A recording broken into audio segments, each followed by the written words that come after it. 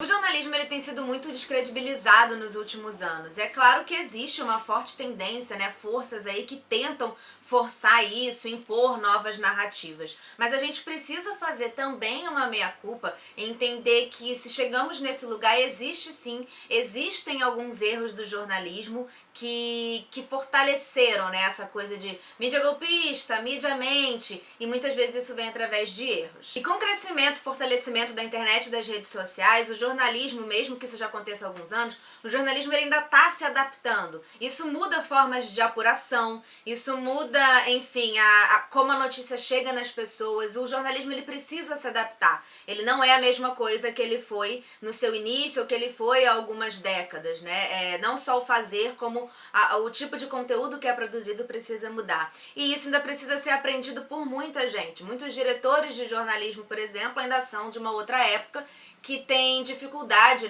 de se adaptar ao século XXI. Então existem alguns casos que são muito comuns, O jornalismo ele acaba se afrouxando em determinados lugares, aceita notas oficiais com muita facilidade, pega informações divulgadas em redes sociais sem grande apuração. E nesse vídeo a gente vai trazer alguns exemplos desses erros do jornalismo, dessas dificuldades de apuração jornalística que podem, por muitas vezes, desqualificar a própria profissão e o próprio fazer da notícia, fazer jornalismo.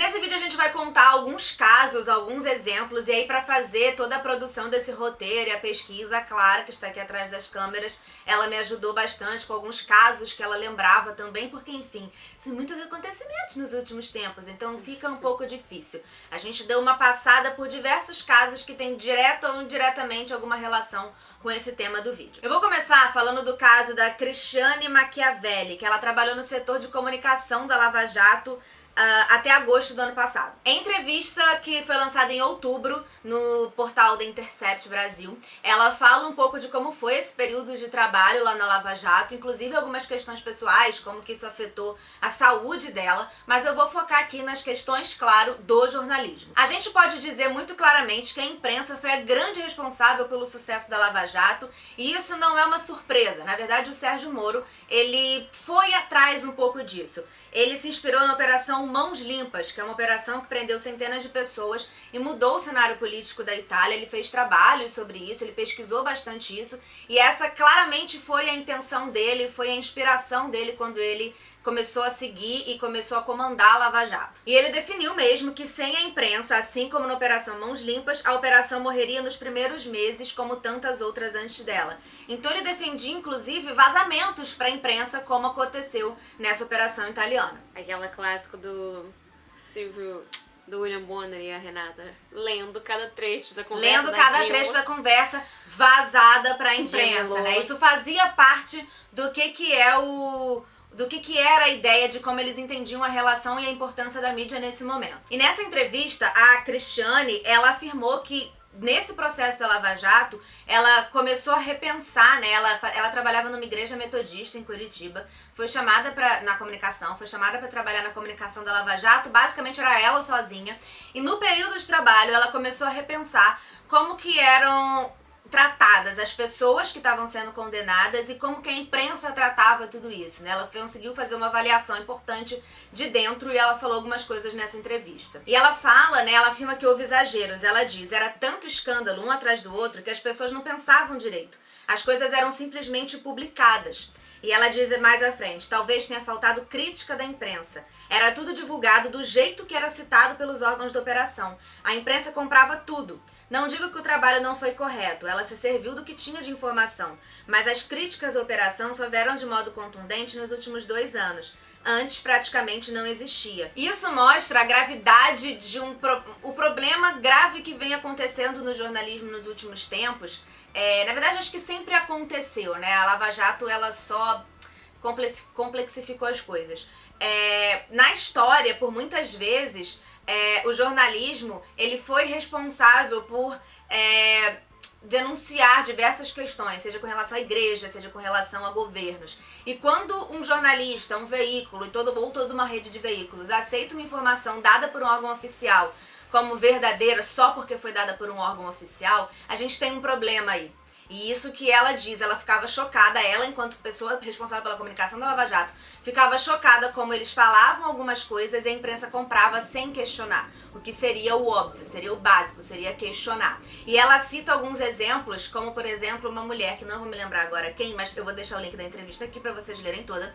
Uma mulher que foi presa, acusada de determinado crime, e toda a imprensa trucidou a mulher, porque a Lava Jato deu essa informação de que a mulher era isso, isso, aquilo, outro. Toda a imprensa deu com base nas informações da Lava Jato, e depois se descobriu que a Lava Jato errou e que ela tinha sido confundida com uma outra mulher.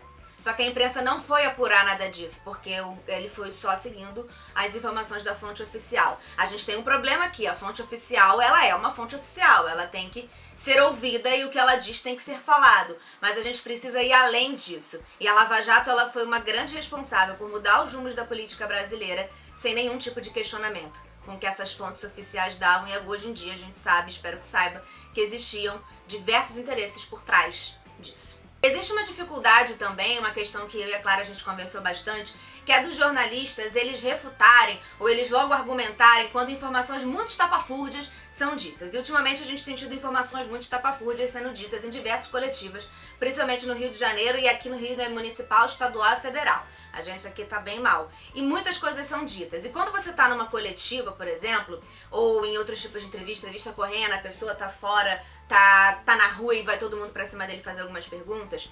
O fazer jornalístico hoje em dia, principalmente depois do advento da internet, você mudou a velocidade. A informação ela tem que sempre ser dada na hora e é tudo muito rápido e exige pouco tempo de apuração porque você não pode ser o último a dar aquela informação. E isso é uma coisa muito importante para se refletir. Eu trabalhei só 3 meses de redação. Era uma redação de rádio, que é tão rápida quanto a internet, né? Vamos dizer assim. Talvez ela seja... A diferença é só como você faz. Muitas vezes a gente não tem um texto pronto, anota as informações e fala. Na internet você tem que escrever. Mas ela é tão rápida quanto, eu posso dizer assim, na velocidade, pelo menos lá onde eu trabalhava, com que você tem que dar a informação. E muitas vezes existia uma política de você dar e depois checa. Porque pelo menos você deu a informação. E isso é muito complicado. E quando você entrevista alguém correndo e tal, existe toda uma série de pessoas acima de você, dos seus gestores, dos seus chefes e gestores, que exigem que você consiga determinada fala, você consiga determinada coisa, ou que você tenha essa informação o mais rápido possível. E isso fica uma pressão muito grande, às vezes, na cabeça do jornalista, que ou não faz determinadas perguntas por medo, porque o veículo dele tem determinado posicionamento político, isso é muito real. Existem veículos que têm posicionamento político muito claro, não para o público, mas para quem trabalha lá dentro. E existem determinadas perguntas que você não pode fazer. Isso é real, isso existe. E existem alguns que até para o público também tem esse posicionamento. Exatamente, exatamente.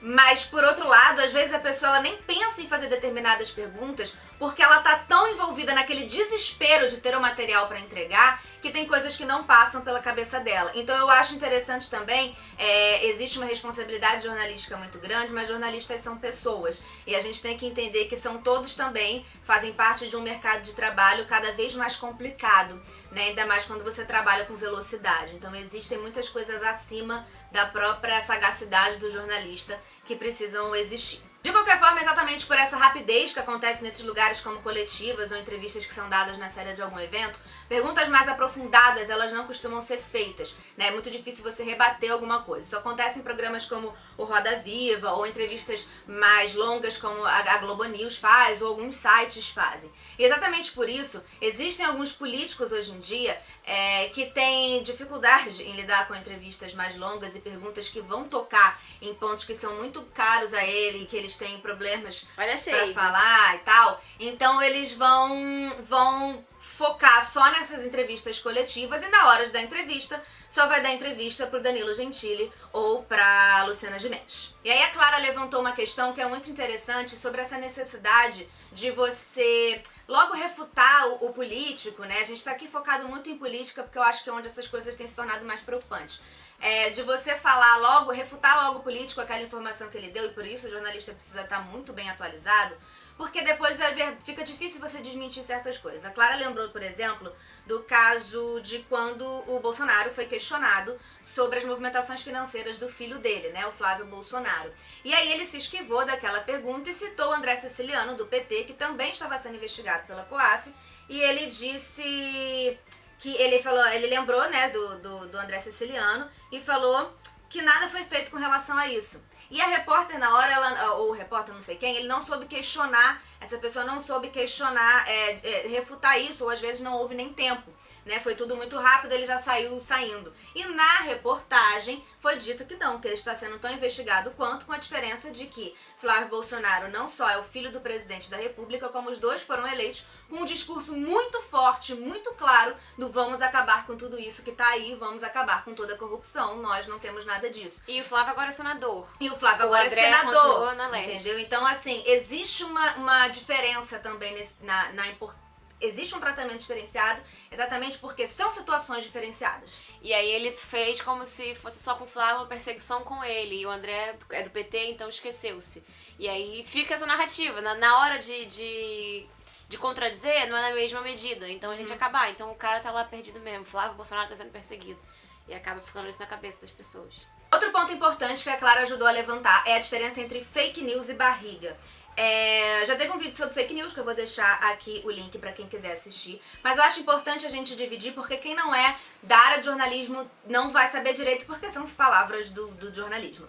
Barriga é quando você dá alguma informação, você escuta de alguma fonte, alguma informação, não necessariamente uma fonte incrível, mas alguma informação, e você dá a notícia como um grande furo de reportagem, a primeira pessoa da notícia, mas aquela notícia não se consolida. Por exemplo, quando o Ricardo Noblat, em 2017, ele falou que ele ouviu de alguma fonte que o Michel Temer ia pedir pra sair, renunciar. Ele ia pedir pra sair, ele ia pedir pra sair. E aí ele disse que o Michel Temer, depois de um tempo, fez um incrível informe na televisão, que todo mundo parou o Brasil pra ver. Foi um dia do meu aniversário, acreditei que ia ganhar esse presente. E aí ele fez essa incrível aparição e falou, não renunciarei. E aí, isso é uma barriga. Ele ouviu de alguém, ele deu a notícia não se confirmou verdadeira. O que tá acontecendo hoje em dia é que muitas vezes essas barrigas acontecem, membros do próprio governo, secretários e tudo mais, dão informação sigilosa ao jornalista, o jornalista dá a notícia, essa notícia não se consolida, e o presidente vem dizer que é fake news, estão inventando. Não estão inventando, estão ouvindo de suas fontes que não se consideraram corretas. Eu tenho uma teoria de que isso às vezes acontece propositalmente para desqualificar a imprensa, mas aí não tenho provas para te dizer, embora eu acho isso super coerente e super possível. Um exemplo de quando isso da barriga aconteceu foi quando, um dia antes das manifestações do dia 15 de maio, o presidente Jair Bolsonaro, ele estava numa reunião com membros do governo, né, pessoas ali aliadas a ele, e em determinado momento ele fez uma ligação pro Van Straubers, que é o nosso ministro da Educação, e falou alguma coisa de que não ia ter mais corte, não vai ter corte, alguma coisa assim. E aí um dos deputados do PSL que estava lá ouvindo, esqueci o nome dele aqui, tá lá embaixo, ele fala assim, ó, deputado delegado Valdir, Clara adora delegado Valdir, do PSL de Goiás. Sangue de Jesus. Ele... Poder desse homem. Ele falou pra todo mundo, ele e outros 4 deputados, eles falaram pra toda a imprensa que, gente, não vai ter mais nada, não vai ter corte nenhum, o Bolsonaro parou com isso, não vai ter isso não. E aí depois, aí o Ministério da Educação e a Casa Civil, eles negaram essa informação, né? Então aí depois o governo veio a público dizer, não gente, não tem corte mesmo, que tenha contingenciamento. Nesse caso aí tem até a ver com uma coisa mais política mesmo, mas até fora um pouco da imprensa, tô pensando, porque foi o cara que falou pra imprensa. Mas eu acho que tem a ver com a imprensa, porque a imprensa, ela primeiro deu a notícia, depois ela foi procurar o MEC que negou a informação. Primeiro saíram vários portais falando que não vai ter corte. E aí depois saíram outras notícias seguidas e correções dizendo que o MEC nega. Então assim, existe uma questão complicada dentro do governo. Geral, aí, existe uma questão complicada dentro do governo, que é um governo que definitivamente não sabe o que está fazendo. E existe como que a imprensa lida com isso. Também é complicado, eu entendo, enquanto jornalista deve ser complicado você lidar com quem não sabe nem o que está falando. Mas tem que se entender esse novo contexto. Outra questão importante, que não sei se entra muito nessa temática, mas como a gente falou de coletiva e tudo mais, eu vou citar, porque é uma coisa que incomodou bastante, me incomoda bastante, é uma determinada falta de união entre os jornalistas, que muitas vezes é proveniente de uma disputa por ibope, uma disputa por quem dá a notícia primeiro, e isso leva a que você tenha, é teu amigo, existe muita ajuda no meio jornalístico, né? Eu já fui muito, já vivenciei isso muito, de pessoas de outros veículos te ajudarem na pauta, mas existe uma necessidade de você pegar a informação e a união é mais ou menos. Por exemplo, muitas chuvas aqui no Rio de Janeiro, né? E numa dessas chuvas morreram algumas pessoas, e numa dessas coletivas no meio da rua e tudo mais, uma repórter, da Globo, ela foi fazer uma pergunta pro Crivella relacionada às chuvas e o que estava sendo feito. O Crivella simplesmente mudou de assunto, começou a falar de carnaval, ele deu uma empurrada na moça e falou assim, não vou falar com você sobre isso, porque você é da Globo, Globo mente, Globo inventa, e é isso. E aí todos os outros repórteres, assim, o que eu entendo enquanto classe, uma classe que está sendo ameaçada, o que eu entendo é que você tem que, deveria haver ali as pessoas deviam se solidarizar com aquela situação e ninguém vai mais entrevistar, então, alguma coisa assim. Todo mundo só seguiu o Crivella pro outro lado e continuou suas entrevistas. E nesse caso específico, até a repórter era uma das únicas que estava, de fato, questionando. Ele tava dando um monte de coisa, tipo assim, é normal, chove e morre como se fosse comum e corriqueiro, e ela tava cutucando ele. E assim, claro que existe essa crítica, eu acho importante a gente fazer de como jornalistas agiram ali, mas eu entendo novamente que existem forças por trás, existem chefes que querem que eles voltem com materiais, muitas vezes chefes que concordam com o prefeito do Rio, então não acham que eles deviam fazer isso. É uma classe, o jornalista, embora tenha um certo glamour, é uma classe que ganha pouco e é uma classe muito desvalorizada que facilmente é substituída dentro das redações. Então existe um apreço pelo seu próprio emprego e eu entendo. Então assim, talvez essa atitude seja resultado de uma série de outras coisas que essas pessoas passam e passaram. Um outro caso parecido aconteceu com o Bolsonaro, quando ele desqualificou uma repórter da Folha de São Paulo, que fez determinada pergunta pra ele, e ela falou assim, nossa, hein, a Folha de São Paulo, que ela questionou sobre os cortes na educação. Aí ele falou, a Folha de São Paulo devia contratar melhores repórteres, você não sabe o que você está dizendo. Ou seja, e coincidentemente, como a Clara bem apontou, uma outra mulher. E terceiro caso, também foi com uma mulher, e também com o prefeito do Rio de Janeiro. Essa galera que tá no poder, eles crescem muito quando é mulher, né? Ele foi com o Crivella, e o Crivella fez uma incrível piada falando que ia mudar o nome da ciclovia Tim Maia pra Vasco da Gama porque vive caindo. Uma piada muito escrota, levando em consideração que pessoas morrem ali, aquilo é uma obra da prefeitura, embora ele não seja o prefeito que foi responsável pela criação da obra, ele aceitou ser prefeito, o Rio de Janeiro tem esses problemas, não é pra fazer piada, mas enfim. E as mortes aconteceram já na gestão dele. E as mortes estão aí acontecendo antes e durante. E aí, enfim, a moça perguntou se ele ia pedir desculpas ao Vasco da Gama por ter feito essa piada. Aí o bonito vira e fala, você é menina, você não sabe, né, assim, a gente costuma fazer piada, os times brincam mesmo. Você é menina, você não sabe, pelo menos na minha época não sabia e tal. Então, assim... Olha... Pra quê, né? A época dele é agora. Se ele é prefeito, e aí, a época dele exatamente, é hoje. Como a Clara disse, a época dele é hoje, sinto muito, você tem que lidar com hoje. Mas, e isso mostra mais uma vez como que essa galera tenta lidar com a imprensa dessa forma. Ele fala essa gracinha e sai. Essa repórter até tentou revidar ou falar alguma coisa que, claro, completamente tipo em choque com o que ele disse, mas assim, tentou, mas ele logo se virou e continua a vida, entendeu? Então, eu acho que existem erros do jornalismo, existem erros muito piores e muito mais graves da forma como o governo lida com o jornalismo, e a gente precisa se adaptar a isso, porque é uma classe que está sendo ameaçada e precisa se fortalecer, porque é muito importante historicamente, é muito importante para o tipo de narrativa que fica guardada historicamente, ela passa quase que completamente pelo que a mídia transmite. Então, isso é muito importante. Ok? Então, tem um negócio também sobre, eu não sei se eu escrevi isso, sobre a internet, a rede social e as mídias alternativas, que são muito importantes que tenham. Só que a imprensa oficial ainda tem a função de investigar, de apurar, que nas redes sociais e dos blogueiros, exatamente, em geral, não tem. Então, por mais que a internet seja mais democrática, mais pessoas possam falar, a imprensa, os veículos tradicionais também têm a função mais séria, mais tradicional de apurar as informações e dar o mais próximo da verdade possível, que na internet não tem isso tanta nos leva a dois fatos. A mídia tradicional ainda é mais confiável, apesar de tudo, porque, enfim, ela tem todo um nome ali por trás, Mas 2, a mídia tradicional ela tem que saber da importância que ela tem, do poder que ela tem e não dá pra dar ser qualquer leviano. coisa. E não ser leviano, você está sendo leviano. E é isso. Então, um grande beijo. Se você gostou desse vídeo, curte, comenta e compartilha. Eu acho que é um assunto que é importante a gente debater. Se você lembrar de outros temas, outras histórias relacionadas a isso, ou outros temas que você queira que a gente aborde também relacionado à comunicação, imprensa, momento atual e tudo mais, fala com a gente. E a Clara, como a Clara disse, a gente tem muito assunto pra falar, porque esse roteiro poderia ter ficado com 25 páginas, mas vamos fazer muitos outros, porque o assunto não se esgota. Então é isso, um beijo, Clara, muito obrigada. Questiona, gente, coloca no comentário que eu vou estudar. Se você, eu quero... Isso, lembra alguma questão, Quero alguma dicas. coisa, tira dúvida, pergunta, algum assunto que vocês queiram saber pra gente estudar. Só não Vamos xinga, estudar. mas pode criticar também. Não xinga, pode criticar com educação. Lembrando que comunista não é xingamento. Comunista não é xingamento. Então um beijo e até o próximo vídeo.